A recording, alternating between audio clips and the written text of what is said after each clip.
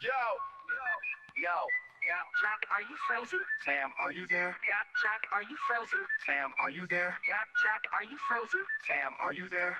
What are we even doing here? Yo, Wi-Fi fighting, but they holding it down. How about them J-era Mavs ballers running Beantown? They say these guys are ridiculous, yet probably true. Like the 23 Celtics, they got a deep crew.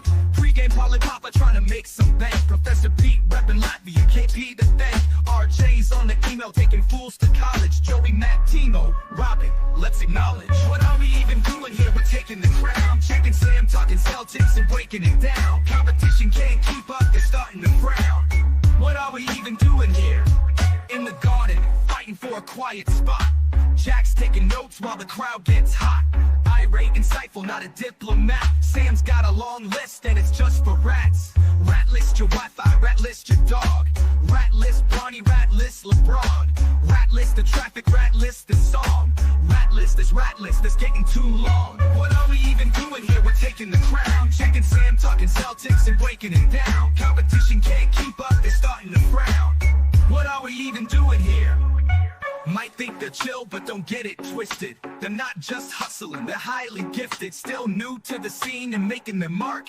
It's a humble beginning, it's a hero's arc. Sam's keeping it real with the Starkey vibe, but he's all in with Jack when it's time to ride. Your ass hat in the chat, Jack says don't come back. He's got zero patience for nonsense attacks. What are we even doing here? We're taking the crown. Checking Sam, talking Celtics and breaking it down. Competition can't keep up, they're starting to frown. What are we even doing here? What are we even doing here? We're taking the crown. Jack and Sam talking Celtics and breaking it down. Competition can't keep up, they're starting to frown. What are we even doing here?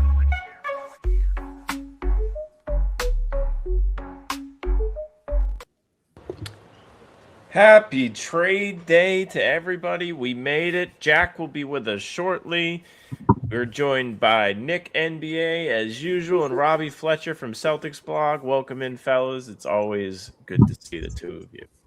How you doing, man? What's good, Robin? What's up, Nick? Robbie, everybody that is going to be on this show has already spoken today. We have not spoken with you yet. How are you feeling seeing the move come in? A little sad. Like, I think I had just kind of determined that I wanted Simons to stick around. I was still on the fence for a while, but I mean, Vooch is one of those guys that makes so much sense offensively for what this team does and what they're looking for. Having his pick and pop ability, his rebounding, he does so many great things offensively, and we know so much about him defensively as well. That's ooh, how's that going to work? How are they going to hide him? What can he do to improving that in the ways that Simons did in his brief time? So I like that they were able to kind of save some money. They managed to get another expiring deal that is better. It's a better expiring deal. They have a little more room to maneuver, whether it be in the buyout market or with another minor trade. There's flexibility to add another ball handler, which is nice. So it's a move that makes sense, and it's a move that immediately helps them right now. The ball handler part feels like it's almost essential, right? Now that you don't have Anthony, you look down the roster. Today will be a good indication of how you should feel, because without Simons, you don't need somebody. It's almost like the center argument before 5 hours ago, where you could be like, well, they could get away with Nemi and Luka Garza, but it would be nice to have somebody else, because now you have Derek and Peyton in the starting lineup, who are both, fully capable of creating in playmaking and facilitating and all that. But off the bench, you don't really have that anymore in Simons, who wasn't really a facilitator on this team, but he could still put the ball on the floor and score for you if you needed, or he could run pick and roll, those kind of things. You don't have that on the bench. I guess Baylor is the next name you think of, and I get the sense that they do have a lot of confidence in him in that regard, so I would watch him today specifically. But, going down the line, there's still, 36-ish hours, probably more. Let's see, 48 minus 4. So 43 and a half hours till the trade deadline. So there's still plenty of time for them to do something else, bring in another player on the cheap, or go to the buyout market, as you mentioned, Robbie, which they now have the full power to do. Anybody who gets bought out, they can get in there and bring them in. But yeah, a lot to digest today. Little bit of a sad day. I think we'll learn. Oh, sorry, Nick. Go ahead. No. I think we'll learn a lot about where Ron Harper stands like these next 2 days. Like I think ultimately they will add someone. Like I think Boucher will probably be the most obvious trade candidate, something really small. But I think Harper hasn't played more than 10 minutes in a game this season. Like I would not be surprised if he passed that tonight, especially with Dallas being down multiple guards. I think Williams was already listed as out. Like we're probably going to see their own two-way guy Nemhard get some significant run today. Yeah, that's a great point. I was trying to look at like some guards on other teams, but the first thing I was like, let me go to see some teams that are pretty ass and see, but we don't know because the Jazz traded for Jaren. Like, you just don't know what teams are thinking, bro. So, I don't want to just go to teams that are bad, but like that makes the most sense in my mind. But now it's just like, I don't know. But yeah, having the salary cap implications of this trade were just huge. And I think that's why the Celtics were I don't know if they were fine with giving up the Pelicans second pick, but of course you give I don't think the gap between Simons and Vucevic was like the 32nd overall pick. Nazi Muhammad? What the fuck? Nazi Muhammad is starting? This is from Sean Grandy, so I don't think it's necessarily the official team posted ones, but he usually doesn't miss. But then there was that game. I don't remember what game was that he tweeted 6 starters, and we were in here confused. So a little bit of a grain of salt, but not really. Nazi Muhammad. Okay, I'm excited to see that, man. I'm excited to see that. But yeah, like Celtics get under the first apron. This opens up so many more things as far as trades and signings go. The luxury tax bill lowers $22 million from 39 to 17. Vucevic, of course, is on an expiring contract. So people were saying like, yeah, he's 35 years old. It doesn't really matter because he's an expiring contract. But and he's always been like played every season. Like he's there almost every game every year. So yeah, I was really coming around to the idea that Simons was probably going to be here on this team, and because of his ascension as he's still not like a great defensive player, but like they got him to improve every month in like every game as a defender. So I was cool with that. But wait, no Shaman anymore? Pritchard wasn't in there the first time. I was a little concerned. I was like, did he just get personal reasons too? But no, he's gonna play. Okay, all right. But yeah, I've opened up to the idea a little bit more than when it first came through. I was just trying to look for some more guards. I've totally forgot Chris Paul was still on the Clippers roster. I ain't gonna lie. But he's ready if needed now with the Harden stuff. Hey man, he ready. So now, but we'll have to see. I mean, is that just like a great debate for the buyout market? Is like Chris Paul and Mike Conley. Again, Kyle Anderson, George Niang is like there's gonna be some buyout guys. Hey, Celtics legend. Get him home. George Niang, Celtics legend. Yeah, always comes back around. It is thrilling that they can now be like the team that's like, what if they get this guy in the buyout market? Because we were talking a little bit early. Jack and I were talking yesterday, I think, because Bill Simmons had put out like, hey, what if Kristaps gets traded then bought out? Could they bring him back? And I know like people are gonna be like, man, fuck Kristaps, don't bring him back.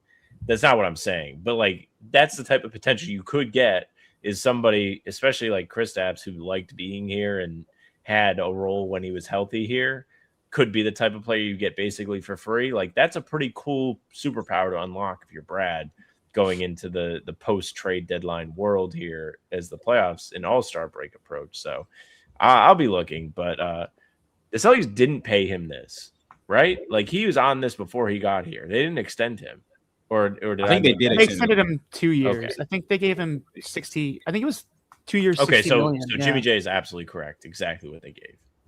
Yeah. Like he was making close to that, but I think we just gave him an extra year or two. So yeah, I think that's right. They just kind of like bought some time. I haven't even really focused on the buyout market, so it's like I know Conley's probably the most obvious guy that is a guard, but like it's just not something that's really dawned on me. So that'll be a very curious part of this whole puzzle is like, well, what if they don't make any moves, or what if, again, like Boucher seems like the most obvious one. What if that's just for like a non-conveying second round pick that we never see or something like like the buyout market's going to be such a clear way to find someone that's capable in some capacity to pick up 15 minutes in a game. So like it just there's so the way that this trade worked that like Brad has opened up so many avenues for them to fill that role. Not to say fill the role that Simon's created because he was way overqualified for a 6-man as is, but like just to bring in someone that can fill those minutes in some capacity capably. Hey Robbie, who do you think starts, him or Kata? Ooh, I think Vooch gets the role, but I do think that they're going to be patient with it. Like Kata will probably get a pretty good string of starts, and I don't think it really hurts Kata all that much because the way that his minutes have kind of gone this year, he was already getting 25-ish minutes a game, which kind of adjusts pretty well to another big entering in the fray. But I ultimately think that they traded for Vucevic to be the starter. That's what I try to tell people. Don't get like hung up on who's starting. Kata is a starter technically, but like he only plays like 25 minutes per game. So if him and Vucevic can have the same amount of like close to the same amount of time, yeah, Kata's at 25.1 this season. So just like we have two really good bigs now. Garza was just like a good big who was like playing out of his mind, plays extremely hard every night. But do you like? I try to tell people, I'm like, guys, like Garza's been amazing, but like, do you trust him in the playoffs? And it's like maybe for this game, maybe against this team, probably, but you just don't know. And Vucevic is more proven. They're not defensive guys, but like guys like he's a proven, at least he's a proven offensive piece at least. And teams probably don't, even though guards are shooting crazy, I don't think teams will ever like respect Garza's shot enough to like go up like to him and like actually guard him. Nikola Vucevic has been doing this for like 10 years now. And if teams will probably guard him a little bit closer than they do Garza, and that extra half a step or that step is all the Celtics need to take advantage of stuff. So I want to see what this is like. Nick saying that Amari is not a good big is blasphemy. Who said that? I've never said that. Roll the Give tape. him the wrong guy. That's also not my name. That's how you know it's fake.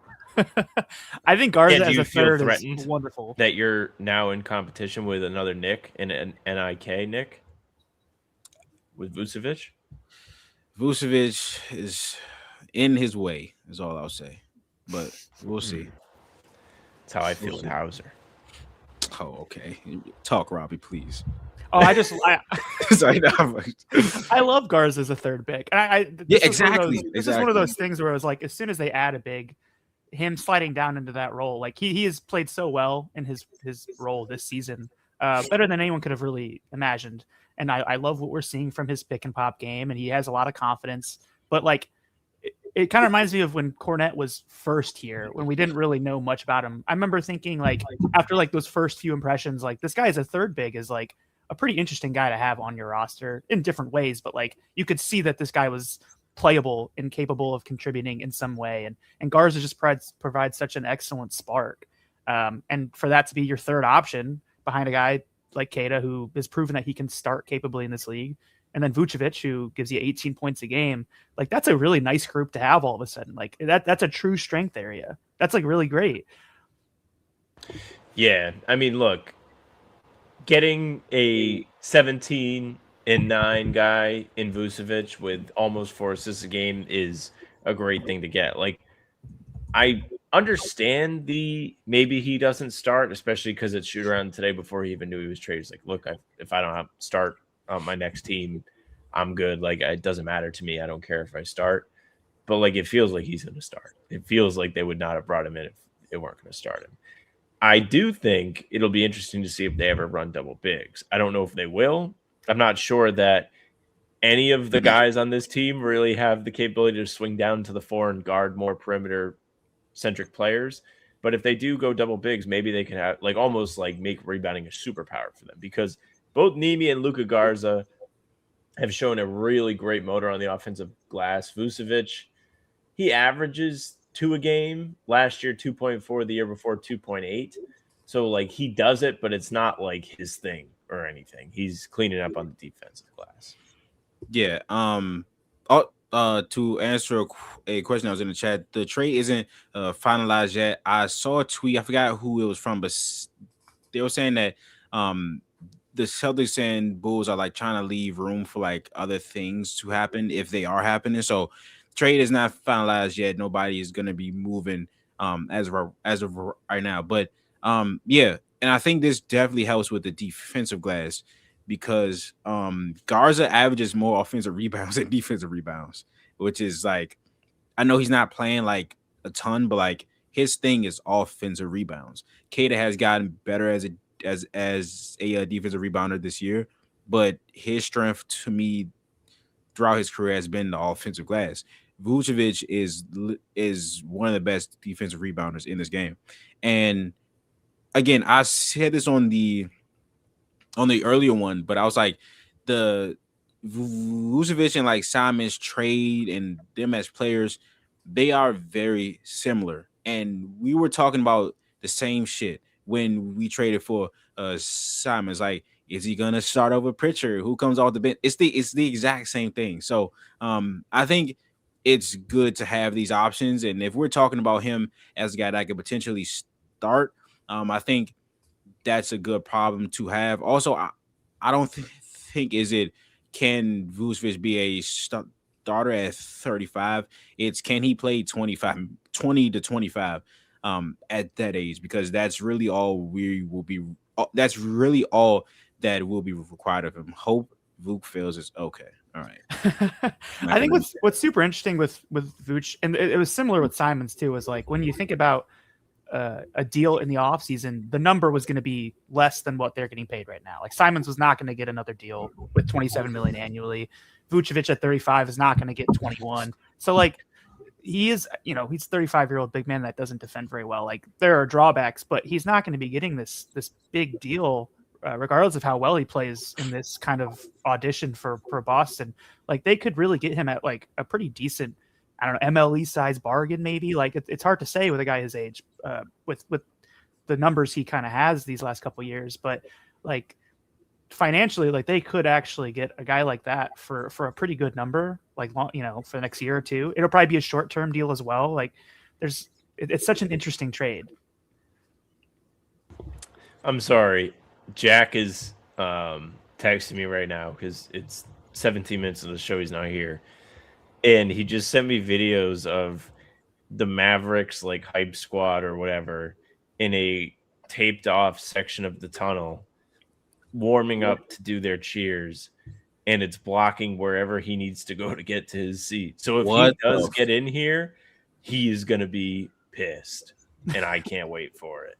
The contract stuff you're talking about, Robbie, is a good point, though, right? Like, think about Vucevic. He's 35. Everyone in the comments of every trade breakdown was saying how old he is. They can't believe how old he is. That's like a good thing. You think he's not been around the block? Like, I tweeted it. Vucevic is going to have the same thank you for saving me from my abusive owner energy that Kristaps Porzingis had when he was here after playing for the Wizards. You don't think he's going to be like willing to take a little bit of a team-friendly deal if things go well? Like if it's not a complete disaster for the next 2-3 months, I think he'd be like, wow, this is nice. It's nice not to have to think about the play-in every April, right?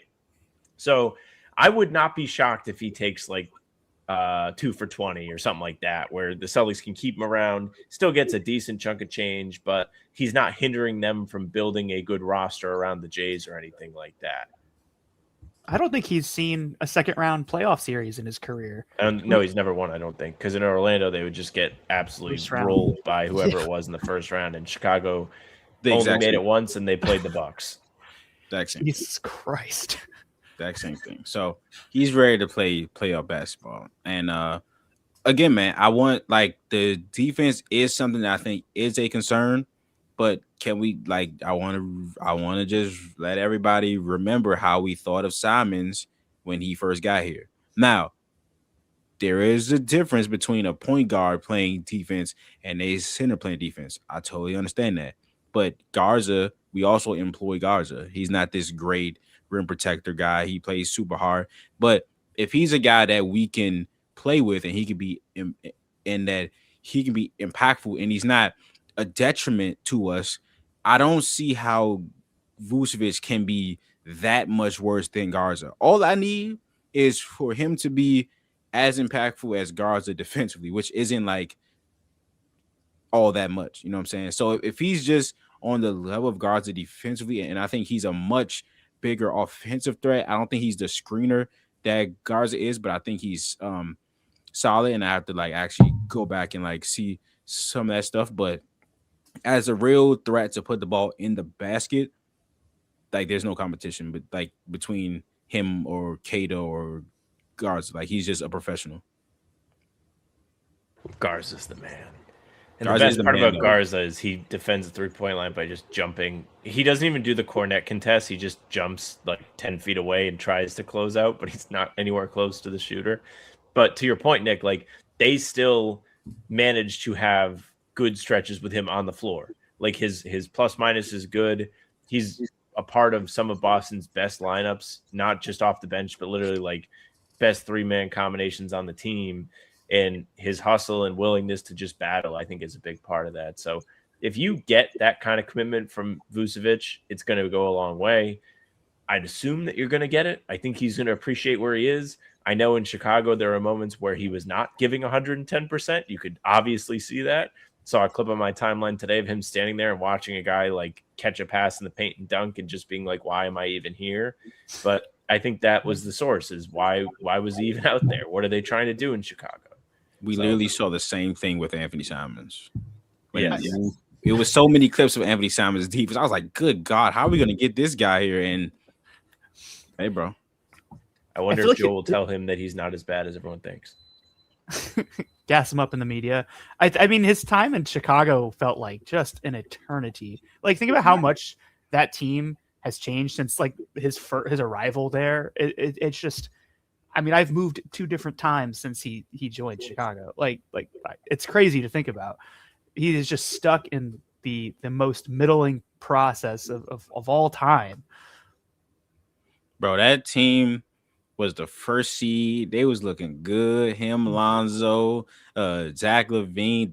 Bro, DeMar DeRozan had like 2 years where he was just killing, bro. And Lonzo injury killed them boys, man. Yeah. They were off to a crazy start that year. They were like 8-0. They were looking like they were going to be a real problem in the East. And then, like you said, Lonzo gets hurt, and that's it. They're cooked. They got nothing else. I'd have to dig it up, but I'm almost positive I have like the Bulls are contenders tweet like from 2019 or 2020, whenever it was, that I'm not proud of.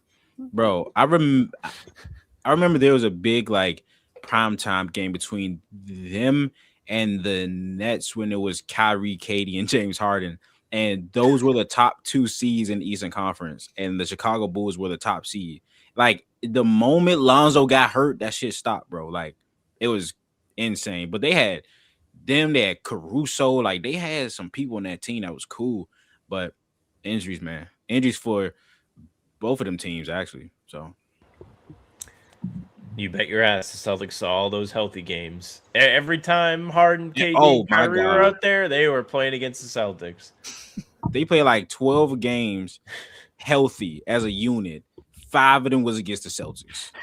Swear to God. One of them ruined Christmas. Yeah, it was on Christmas.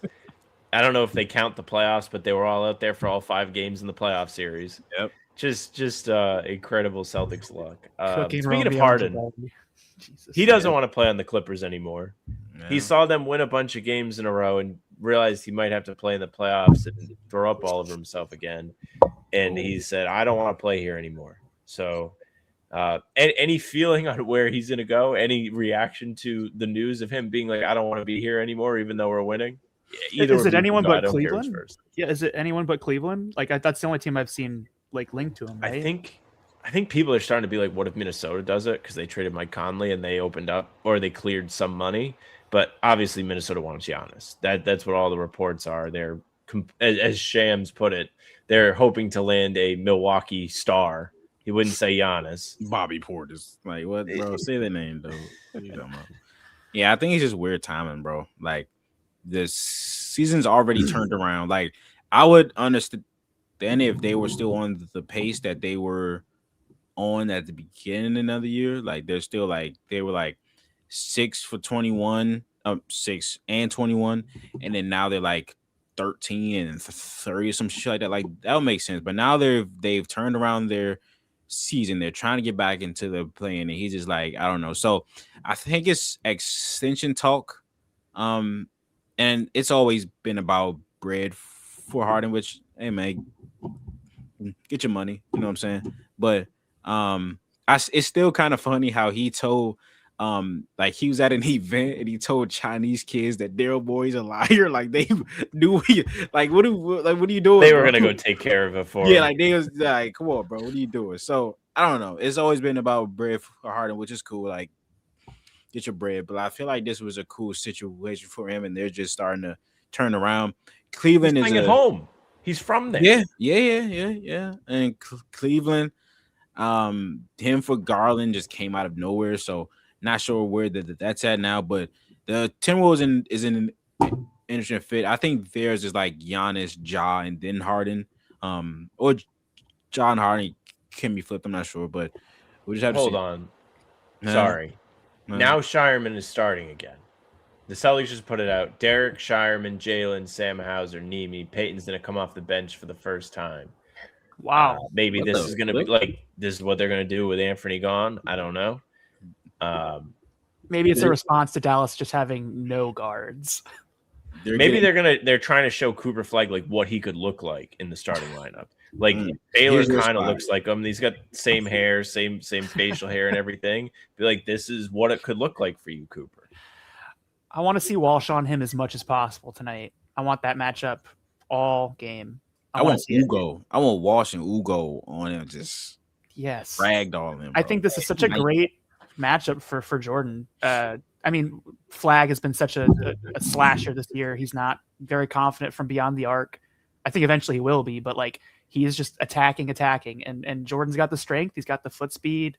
Like he's got the length to contest. I think it's just such a great matchup for him. We saw how he did with Banchero early in the year, who is much stronger at this point. Obviously, it being in the NBA for 7 years or whatever. This is a great matchup. I want to see it. I think we will see it. Like it's just it makes so much sense. Yeah. Make them realize how much it sucks to play against the Celtics. Like that will never happen to you if you put the jersey on, Cooper. I would actually be legitimately curious, like when it stopped for him. Like when did he stop caring about whether or not the Celtics won games? Like was it when he got to college? Was it when he got like nationally recognized as a basketball player and had to start like taking it seriously? Like was he sitting there in 2024 hanging on the edge of his seat during playoff games? Like I'm so curious about that. I wonder how it goes for him. Yeah, I don't know, man. We just I don't know, man. I was trying to look at something on Twitter. That shit just threw me. But man. I really want to see the defense on Flag. But are they? Maybe they getting Pritchard ready for a 6-man role again. They finna bring somebody in this piece, bro. So, I don't know. He's gonna repeat. If that's the end result after so much debate about Simons and Peyton, for him to ultimately be back on the bench would just be like lose his starting spot to Baylor. A little funny. That'd be crazy, it would tickle me a little bit. That'd be crazy. But all right, fellas, we got about 2 minutes left. We can get ready to wrap it up here if you'd like. If either one of you are working on anything over at Celtics blog or Nick, anything coming down the pipe on YouTube, I'm sure Vucevic stuff is on the way. Hey, man. Feel free to plug whatever you'd like.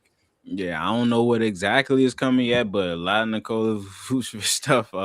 Follow me on Nick NBA on YouTube, Nick NBA YT on Twitter, and that's about it.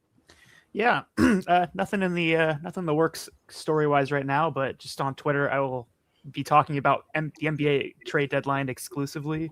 So our Fletcher_VT, let's all talk and complain together and have a good time.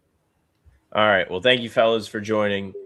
Chat, make sure you follow Nick on YouTube. Follow both of these men on Twitter. Their Twitters are on the screen. What about you, Jack buddy? and I will be back. Oh, yeah, me too. You can follow me. There you go. If you want nonsense. Made a sick Brad mixtape that I tweeted. It was pretty sick. That was nice. Everybody can find us on the channel in the morning with a game recap. If you missed the trade stream, it's up here. It's also on audio platforms if that's your thing. So go ahead, go find that. Thanks for coming out, guys. Here's Joe. I just got 3 things to say. God bless our troops. God bless America. And gentlemen, start your